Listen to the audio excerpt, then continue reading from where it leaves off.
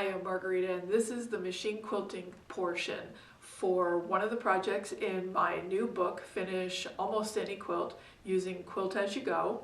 If you haven't already seen the blocks portion, you can go watch that now, or you can stick with me as I machine quilt these blocks and get them on their way to being a finished quilt.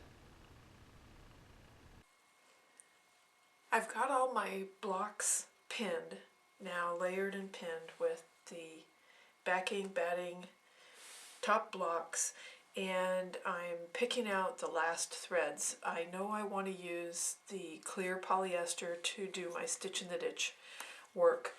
I'm going to use this bright white rayon to do the stippling in the white fabrics. And the quilting design I'm going to use for Stitch in the Ditch. There's a couple of ways to look at this. I want you to see how I'm planning it. Now, and the idea is I'm going to ditch these triangles, just the bolder, bigger triangles, not the little ones. I could start here and do an individual triangle that would leave me back here. I could go do this one, but it would leave me right back here again. I'd have to stop and break threads, go over here, and do the same thing. Do this triangle, then this one, and then stop and break the threads.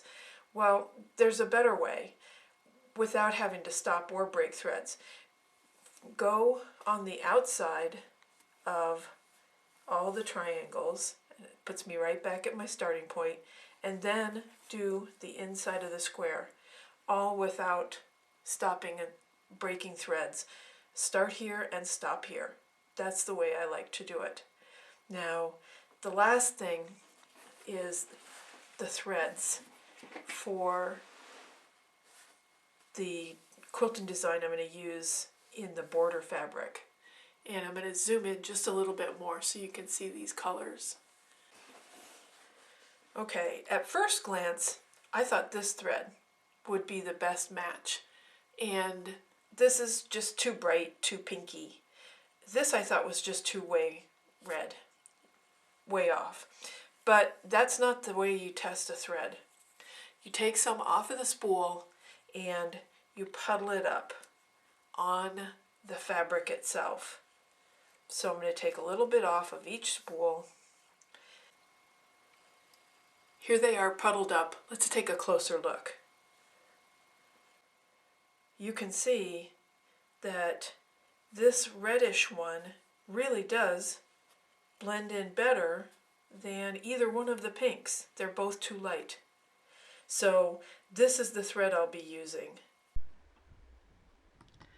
Alright, I'm getting ready to do my stitch in the ditch, bringing up the bobbin thread, and I'm going to do just the inside square first, the inside of the darker orange star. And I speeded this up a little because it can be kind of boring.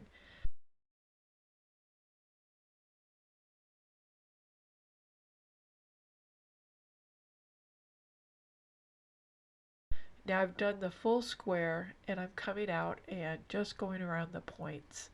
Stitch in the ditch is just basically staying along the seam line between the two different fabrics. Each time I stop, I'm stopping with the needle down, lifting up the presser foot, turning my block, and then putting the presser foot back down again. I get back to my starting point, I just take a couple of stitches to secure everything, snip the threads, and there we go. Now I'm starting the stippling in the white fabric. I start always by bringing the bobbin thread up, which is taking one stitch, lifting the foot and moving the fabric slightly, and then putting it back in position, holding the threads while I start quilting. And you'll see as you watch me do this, I make circles, loops, I cross over my stitching all the time. I don't consider this to be rocket science. The point of machine quilting for me is not perfection or following any rules, it's getting the quilt quilted. That's my philosophy, and I'm sticking to it. So I fill up the square. Normally I start in one corner, kind of work my way towards the corner, fill up the middle, and then aim towards where I want to make my exit. Now in this particular square, I want to make my exit right across the top of that yellow triangle. So I'm going to stipple my way over there, slow down a little bit, and then start in, speeding up. Now I haven't advanced the speed on this film at all. This is exactly how I quilt. You have to find your own rhythm and your own speed. Um, but my little trick is I don't stop and break threads. I just sneak around corners and making my loops, swirls, whatever is easiest in the way that I have a hold on the fabric and what works for the block. Now here I've got a fairly tight grip on this fabric that is not always comfortable. I often use gloves for machine quilting. Sometimes I just don't feel like using the gloves and I use my bare hands. It just depends. You need to use what's comfortable for you. I also use the flat hand technique where your hands are just flat on the block and you slide it around. Gripping, flat hand, use whatever's most comfortable for you. That's what's important.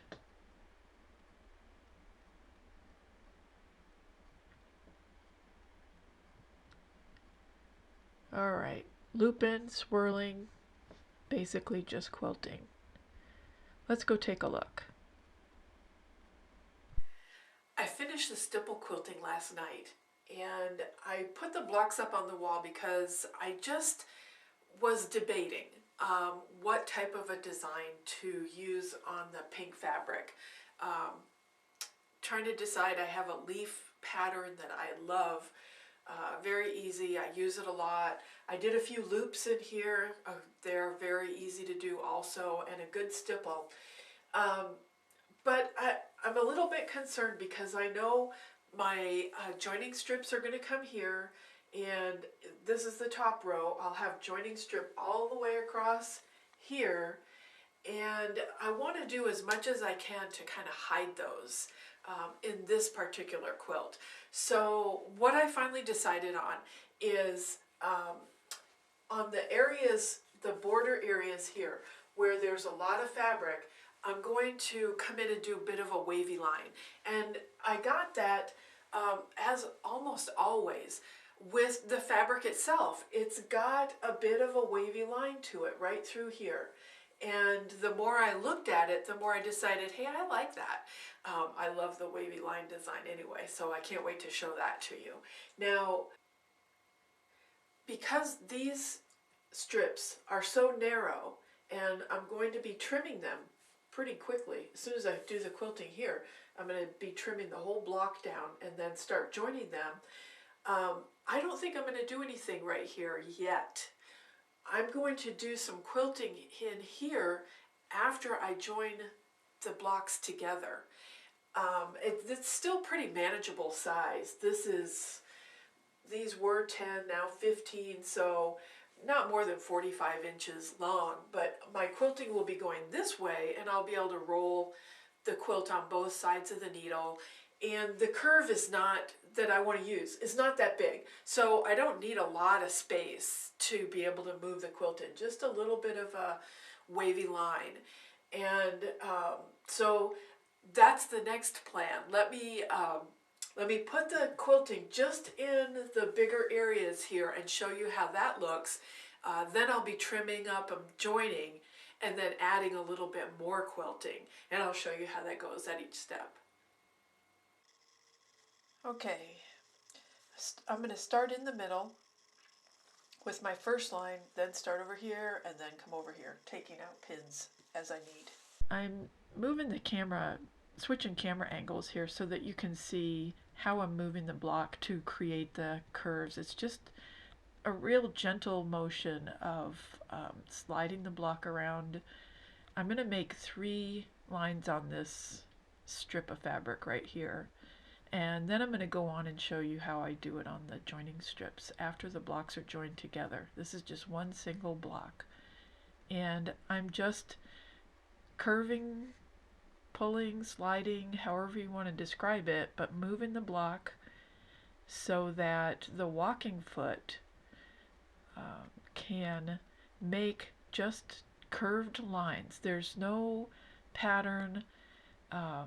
There's two things though that you want to know when you're doing this. If you're doing this on a Quilt As You Go project, the lines are not going to match up from one block to the next. Now I don't consider that a big deal, but you might. So it's something you should know. If you want them to match up, you'll have to use a template when you're doing your stitching. I am not that fussy, I just want it quilted. Also, the 3 lines are enough for me. You know, I'm a minimalist. My experience with quilters are, if you don't like the way the quilting looks, it's probably because there's not enough for your tastes. You probably like a denser amount of quilting. I don't know anybody who's ever quilted their quilt and when they got done thought that there was too much quilting. You'll know. If it doesn't look right, there's probably just not enough. Now here I'm going over the joining strips. You can see I've got the row. This is one row of my quilt all joined together, and I've rolled it. It's easier to handle that way. And I'm kind of holding it like I hold the steering wheel in the car. Just kind of hold those 2 rolls and kind of swing them back and forth.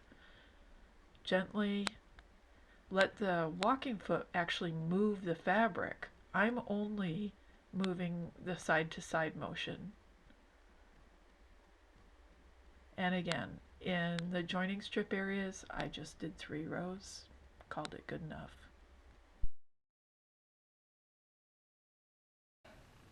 Yay! The blocks are done. Now, if you want to watch another project, I've got a playlist of the projects from my new book. If you want to find out more about the book, I've got a video about that. Thanks so much for watching. I'm Margarita, and I'll see you next time. Oh, I forgot to say, I haven't finished all my quilts yet. I just finished the ones I needed for that book. I still have a lot of projects left to do, and I'm done writing, so all the projects now are just going on video. I'll upload them as I work on them and as I finish them. So I invite you to come along with me on that process too.